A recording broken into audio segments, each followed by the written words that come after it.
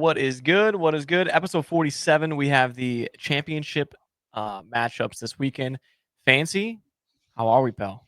Doing good. I'm not Doing gonna good. say how are you, Matt, because we know how you are. Yeah, I don't. I didn't even want to sign on here. Yeah, Saturday night, after last week. you guys lose. Monday, Ben Johnson to the Bears. Today, Aaron Glenn to the Jets. You guys rough. also lost your defensive line coach. I don't know if you saw that or not. He went to Vrabel as their defensive coordinator. So I think it's literally just left with Dan Campbell and Jared Goff in the locker room. So, yeah, That's all you I need. mean, dude, Ben Johnson's the Bears though, huge for the Bears. Tough for you guys. You guys kind of knew you guys were losing them. This was your last year. This was your. We're going to the Super Bowl with the group that we have. Not saying that's out of the possibilities next year, but more so of we're kind of all in because we're going to lose a lot of pieces here. Yep. Which is already causing for concern. Can Dan Campbell actually assemble another superhero unit like that? Because we've seen a lot of head coaches get carried by coordinators. So, also, speaking of Patriots signing your guys' defensive line, I don't know his coach or his name. I'm sorry, but that is your defensive line coach is now the defensive coordinator for the Patriots. The Patriots also signed someone as their offensive coordinator. Did you guys see that? Mm-mm.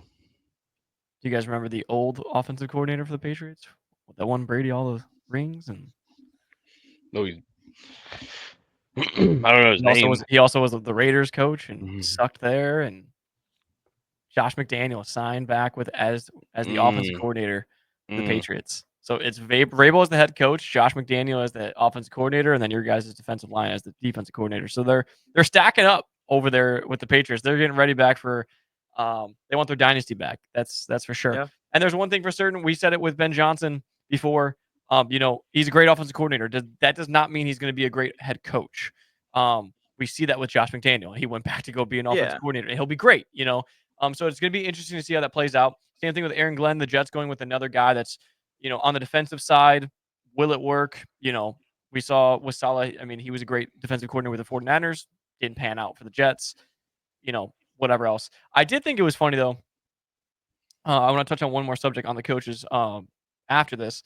But did you guys see what Ben Johnson said about Matt LaFleur? Yeah, I thought that was hilarious. He was talking about Dan Campbell and Kevin O'Connell and how it's to be because you're moving in the division, be in the same division as coaches that are up for coach of the year. And then he kind of started chuckling to himself and he was like, and I will say it's been fun beating Matt LaFleur twice a year. And I was like, okay, they're starting to stir up that Green Bay Chicago rivalry. The one thing I wanted to go into before we get into the matchups today, we do have one consensus pick for today. We've been brutal in playoffs. The playoffs have been tricky. I'm 5-5. You two have a consensus pick every single pick so far. You two have. You guys are 3-7, and us together as a consensus on the pod are 4-5. So we only have one consensus pick. So either we're going to be below 500 going into playoffs because I'm sure we might not. I mean, who knows what we'll pick in the Super Bowl? But if the Eagles win, spoiler alert that we all picked the Eagles, that puts us at 5-5, and then the Super Bowl will determine if we go above 500 or not. But to get back into it, how do you guys feel? And those of you listening to about all of these coaches being able to interview before the season's over, like Ben Johnson meeting with the Bears right before the NFC, divisional round, and Aaron Glenn meeting up with the Jets and everywhere else. And I mean, I'm nailing those ones, not to nail you. Those are the ones that come to the top of my, whatever.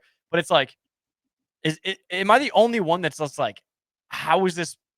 Like, how could you be how could you be ready to go for the next week when you're when you're shopping jobs? Yeah, to me, it's like the what's the tampering rule, right? Yeah. Like you shouldn't be able to Mitchell talk. just got in trouble for that. Yeah, so to me, it is an absolute distraction. That on your, I get it. If you're taking a week off to relax, you should be relaxing. You shouldn't be thinking about how you can provide for this new team and how you're going to be able to be their next best head coach, right? So it is a distraction. It does take away from, your game plan, from your able to get ready for that next week. So I'm not saying that's the reason we lost, but that's you can't really blame Ben Johnson when you guys literally, you guys threw for like, or it was like over 500 something total yards and still lost. You know what I mean? It's like, but like, you know what I mean? It's like, but it is definitely something that it shouldn't happen. Well, Because in the locker room, right? I mean, as players, you're just like, is this guy like, is the plan there? Like, are we, you know what I mean? Like, are we? He's already on his way out. That's like not, you know what I mean? It's like you kind of start losing a little bit of trust of like, is this guy halfway in, halfway out? Like, is he? You know what I mean? Like yeah. To me, I don't like it. I don't agree with it. But the reality is,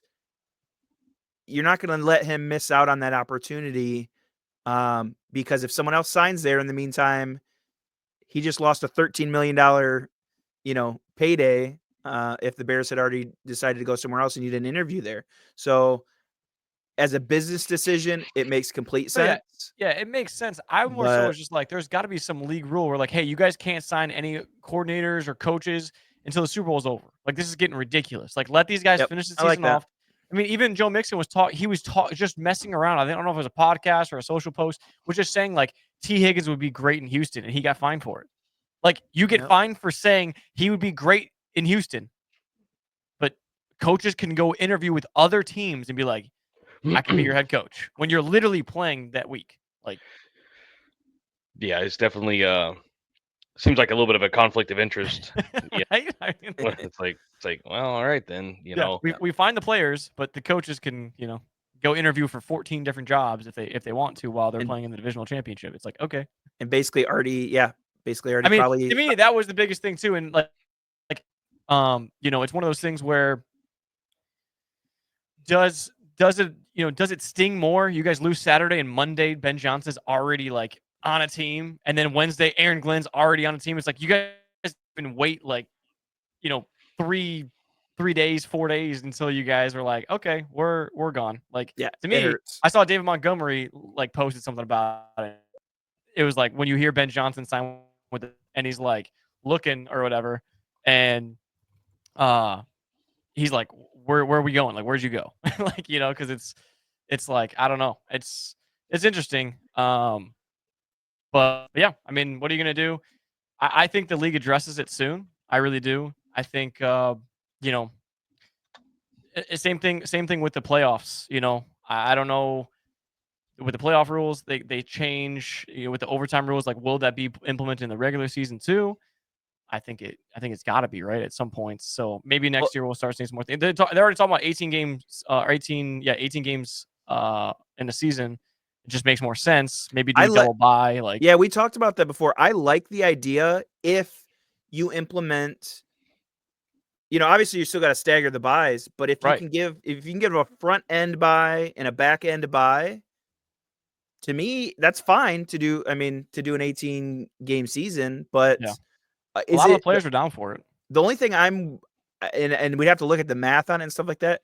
Is he going to make these conference or these divisional wins, and is it going to split differently? How you do the matchups, and then your record moving forward for the divisional champs. Like, I don't know. I'd have to think about that. Obviously add in another game, but other than that, I think it's a great idea. Yeah.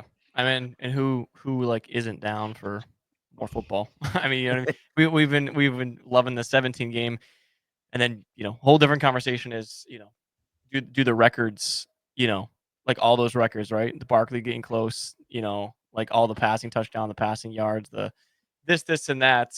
Did we talk about it before? To me, there should be two different records. There should be like, not an asterisk next. If he gets it in 17 games, or if he got it in 18 games, that should just be the new rushing leader at 17 games, at 18 games, right? So I know this is a weird example, but I was talking this with my wife.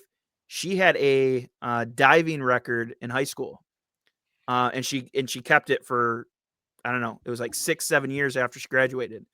But then they implemented a new scoring system. And then so it got crushed from there. And so it was kind of like, she's kind of like, well, that's bullshit. Like, like that doesn't make any sense. Like, you wouldn't have beat it. For me, it'd be tough. for me, it'd be tough to try to do something like that with the NFL because, like they were talking about, like before, who like the rushing title now, like O.J. Simpson had it with less games. So like the person that holds the rushing Right. title now, so it's like how far do you go back? Like how is it fair to the guys that played 14 games or 12 games, whatever it was, and then now 16, and then now 17, and then we go to 18? It's like when do you you know what I mean? It's like Right. Well, that's the let's just tricky look thing. at it. Let's just look at him and how many snaps.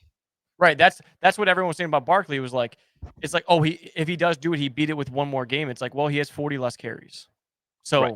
give Barkley 40 more carries with his average of That's like 5.6, one less and game, he or absolutely 2 less games, crushes. really. Yeah. He absolutely crushes those stats. So it's like a whole thing. Yep. But we have 3 games left. 3 games of football left. 2 on Sunday, and then the big time Super Bowl. So this is it. We really did think that this was going to be Eagles Lions, you know. Yeah. It's so crazy how close it was to all these minus the Chiefs were almost the other way though. Well, maybe Chiefs not were close for a Washington. little bit.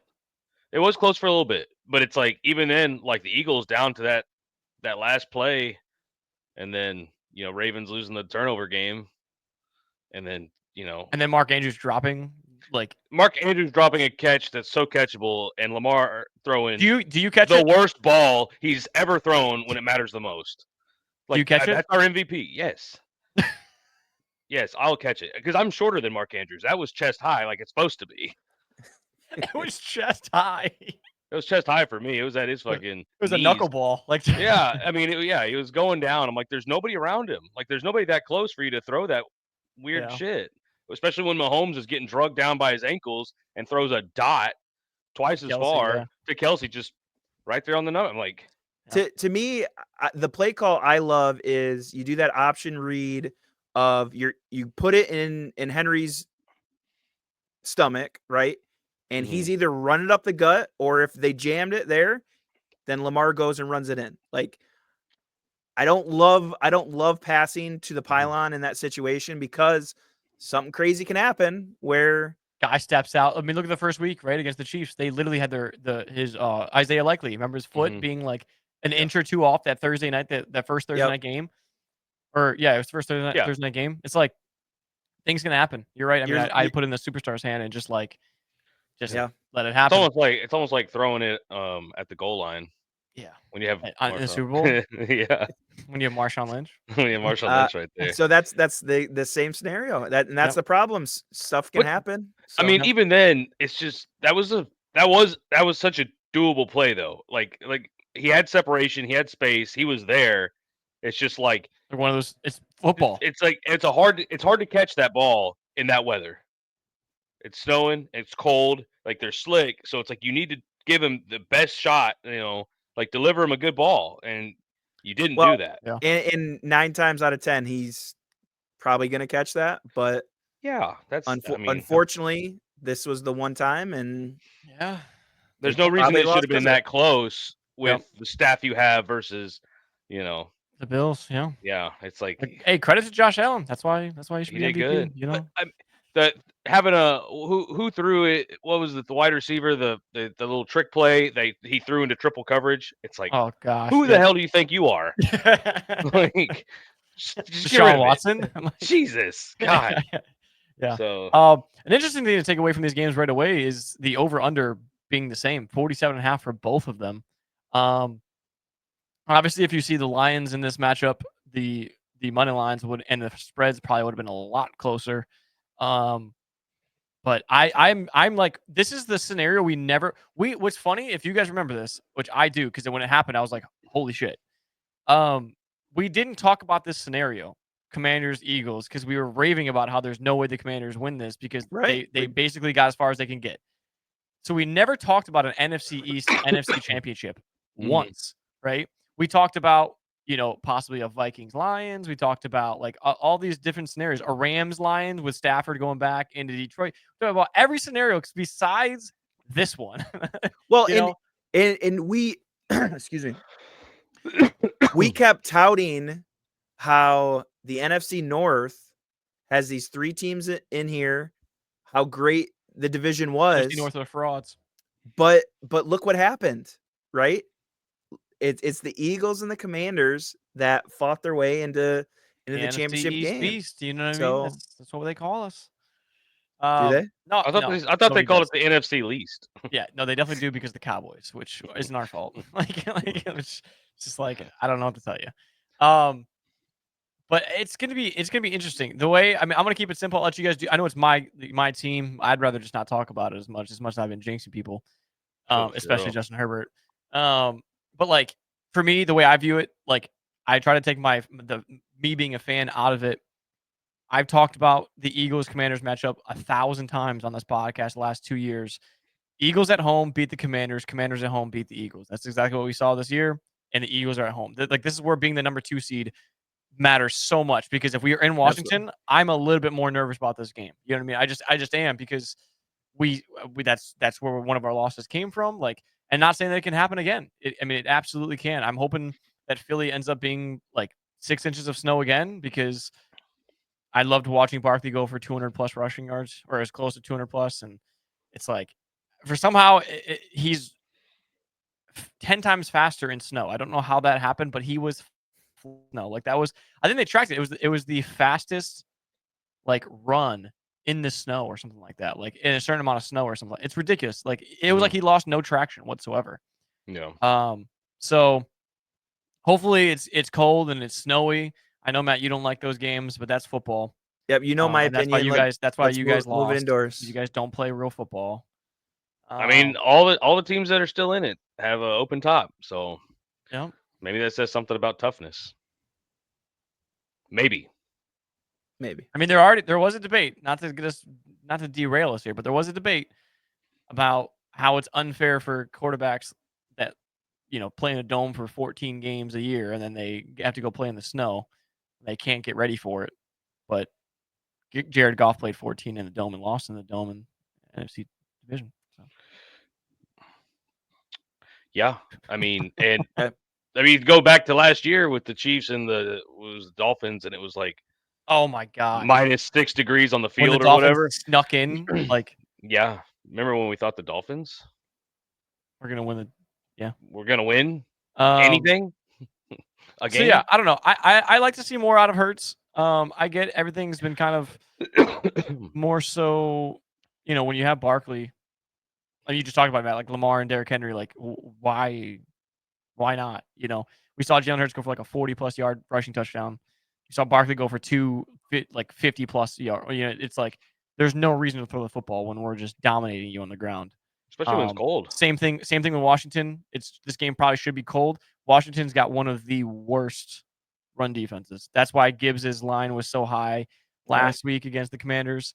And this week, I don't know if you saw, Barkley broke the sportsbook record for the highest rushing line that it's set at to start or whatever. It's like 142.5 or something like that. That's ridiculous. Yeah. Well, and I think I saw something about that, right? Is that the line that he needs to hit the postseason and regular season number? Or is that why it was? It's like also what he averaged. He averaged over that against Washington this season, like in both games. Oh, had okay. So it's kind of it's kind of like when he played the Rams. Both times he played the Rams, he had like over 180 yards. It's ridiculous. So that's just. I mean, I talk about it all the time. Slow and steady with the Eagles, right? Get up, a touchdown, lead out the clock. That's what they do. So to me, they can just. You might see Hurts under 100, 120 yards this weekend. Like that's the truth. So yeah. So or you'll see the opposite. Or you'll see them go over 300. Like to me, what we saw in the Bills Ravens game, and then we saw it in the Commanders Lions game. It's the turnover game that kind of decides these close ones. Washington, credit to them. They were able to do it. Obviously, we've seen that out of the Lions. We saw Goff's, 5 turnover game. But he won in the past 2, and he was able to win. But to me, this is the type of game you can't do that. It's gonna be hold on to the football. You can't throw that pick, or the game's gonna flip over on its end, and there's no coming back. Like you're saying against the Eagles, if he makes that rookie mistake, which we haven't seen out of him, which has been great for the Commanders, if he does make that wrong read and turns that ball over, Yeah. then it goes twofold. It's that much harder to come back against this Eagles team if you're going to do that. So same Yeah. thing for the Eagles though too. Yeah. Is you can put together a 7-minute, 8-minute drive, but then if you fumble it in the red zone, Commanders are going to try to do something with that. And now same thing with you. You might not get the ball back for a while. Yeah. So I love it that's too kinda because like the turnover in the talk of the playoffs, and the Hurts actually has the least amount of turnovers since the start of October. So he's been not turning the football over a lot, which I love seeing that. I don't know if I'm not even gonna say it. I'm don't jinx it. they're looking good. I love what Vic Fangio said about Jaden Daniels though. It was something, I don't know the exact quote, but it was something along the lines of his age shows he's a rookie, but his tape doesn't. So everyone kept asking him, like, you're playing a rookie quarterback. You're playing a rookie quarterback. That's fine. His draft class. His draft class shows he's a rookie. His tape doesn't, is what he's saying. So, I mean, it goes to show you right there. Like, yeah, he is a rookie. He absolutely is. And the title's next to him. Rookie quarterback. He'll probably win Rookie of the Year. Does not show that he's a rookie quarterback whatsoever. So that title does not matter to us. Yeah, to me, he did show, and he showed that, like, he's making, and I don't know if it's preparation, I don't know if it's coaching, or it's just his poise. Every blitz the Lions were throwing at him, he made the correct read. He was able to counter it every single time. He was making the right read. He wasn't making those mistakes. And he was showing, he was playing well beyond his years by doing that type of stuff. Yeah. Now, again, that could be, maybe it's everything altogether. Maybe it's the coaching, maybe it's the set of skills, everything. But that's what really impressed me. If we can take away anything other than them beating the shit out of us, is he really did make all those right reads. And this is a really tough defense in the Eagles. He's got to be able to do that now every down. He made some beautiful throws against you guys, man. That deep ball to Terry McLaurin I was like, wow. Dropped it right in the basket. Yeah, it was beautiful. It really was. Mm-hmm.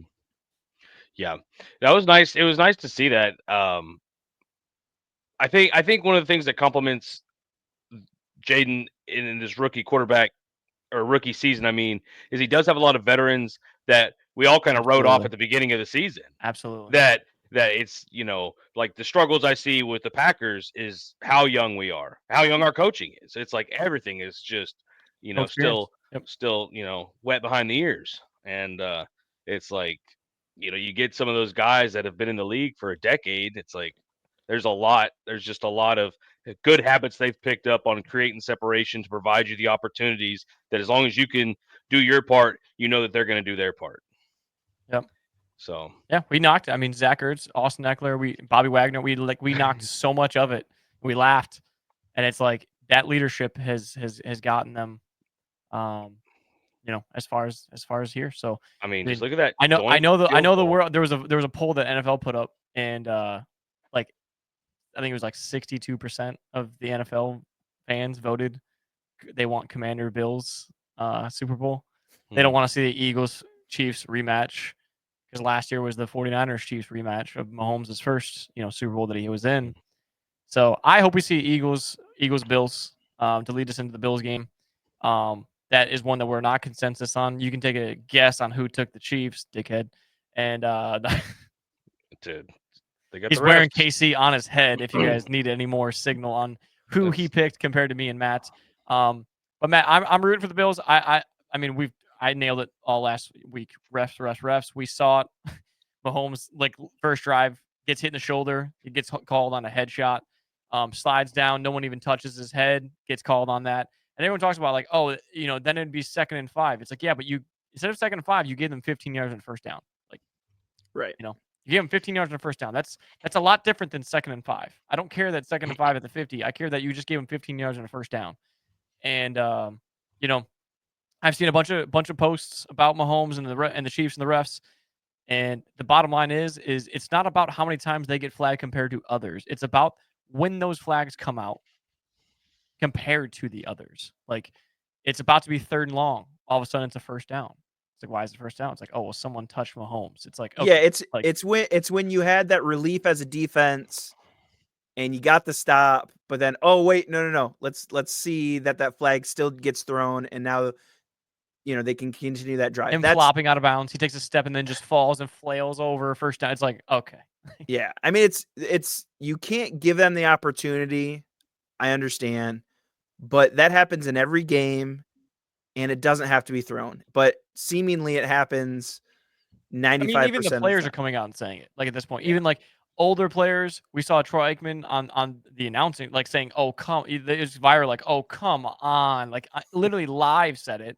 Yeah. Like Marlon Humphrey coming out after the game, like all pro, Pro Bowler, like saying how ridiculous it is. It's like, and so if you're a Chiefs fan, you're just blind to it because you're a Chiefs fan. Simple as that. Like that's why you can't see inside the scope of it's, and Fancy's thing is it is rigged for them. So I will vote for them to win. Like, Yeah, so I so put my money. Like, yeah, why? Like, with all yeah. this evidence, it's like, why is anybody going against it? Like, I think Josh Allen's had an exceptional year, and if there's gonna be a year, it's like now's the time, man. Now's the time. Yeah. And but it's tough to beat Kansas City. They beat them once, but the Ravens also beat the Bills. So it's like, Yeah, the Ravens smoked the Bills. Ravens smoked the Bills. Chiefs beat Ravens.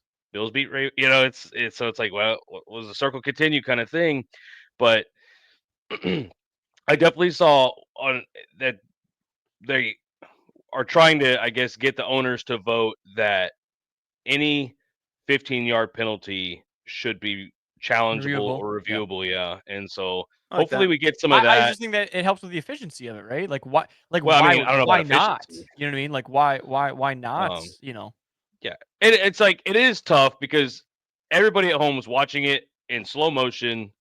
Oh, absolutely. That first one And when he hit the shoulder, it's like in fast, like in the normal speed, yeah, it looks like he hits him in the head. In especially slow from motion, you whatever hit him in the angle you're at. shoulder, and the Yeah, shoulder thing goes up and hits him. It's like right, totally right. different. Like, Yeah. so I get that one, but like, Yeah, to me, it's because I don't. What do you do? Then you do have challenges. Do you have, you got to put a whole system in place. I just think it's not that. I hate when I hear Mike or who's the other ref analyst that comes in there. Gene.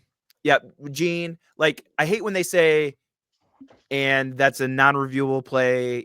Like he. Yeah, you especially when can, they're like, this would absolutely be overturned. We just can't review it. It's like, yeah, Right.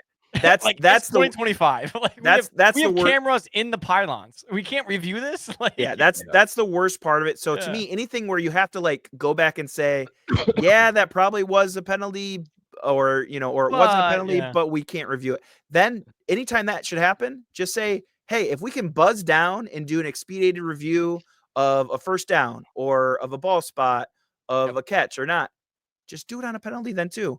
Yep. I mean, yeah, they have a review team that Well, does and the help clock, right? anytime.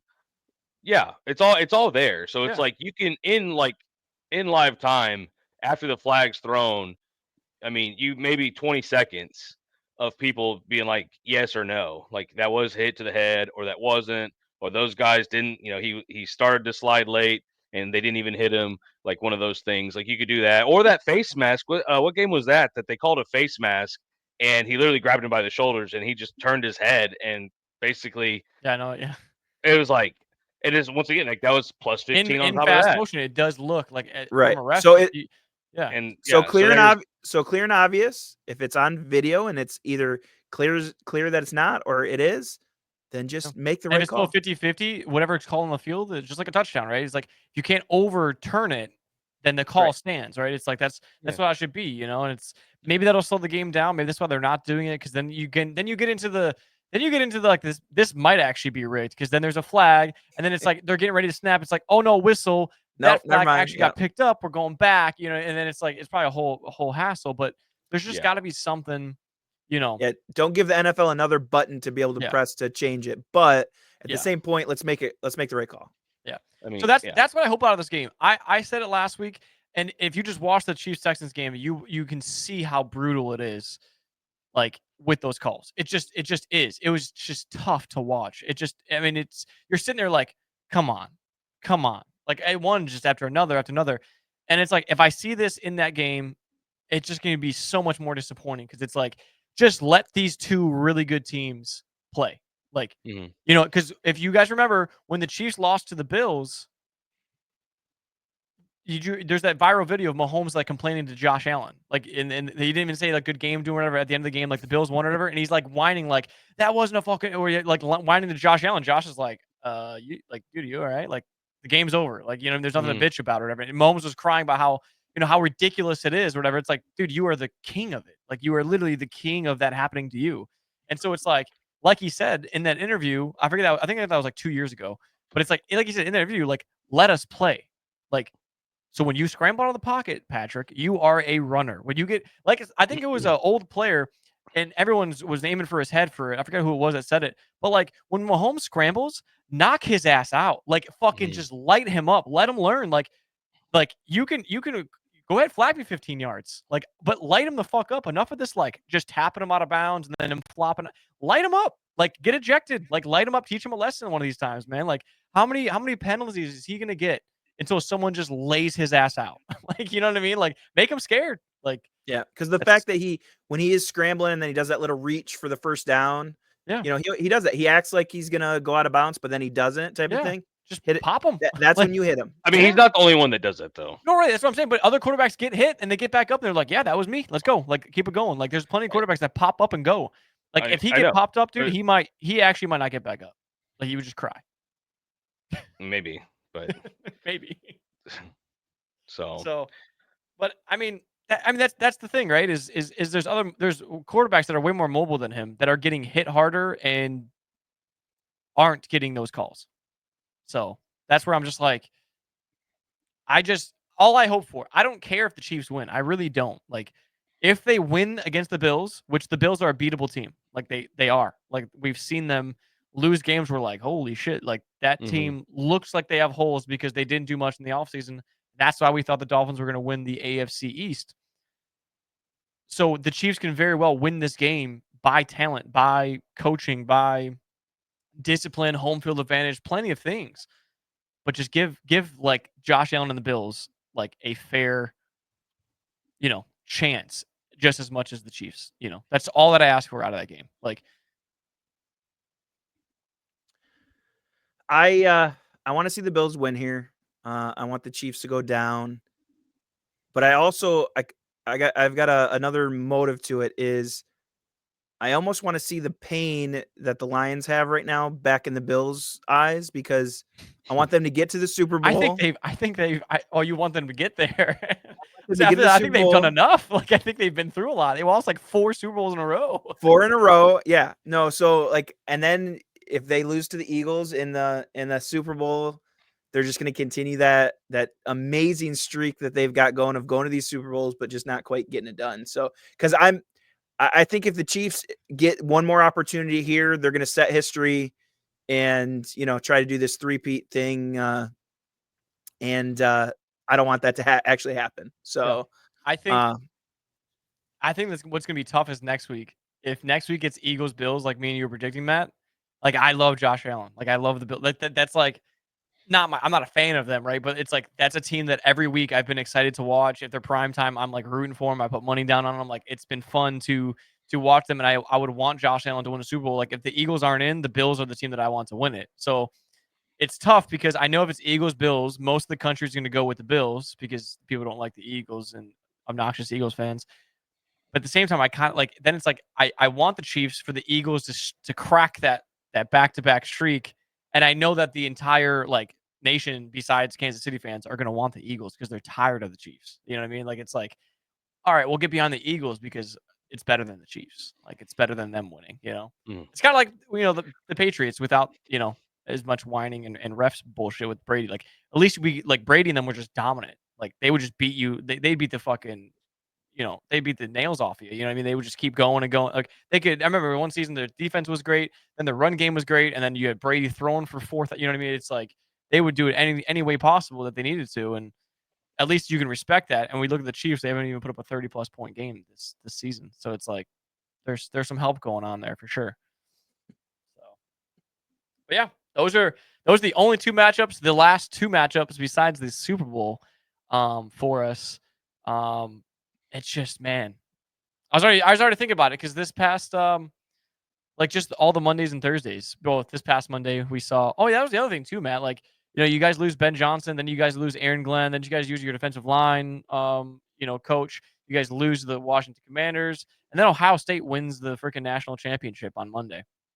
Yeah, I mean, what a rough.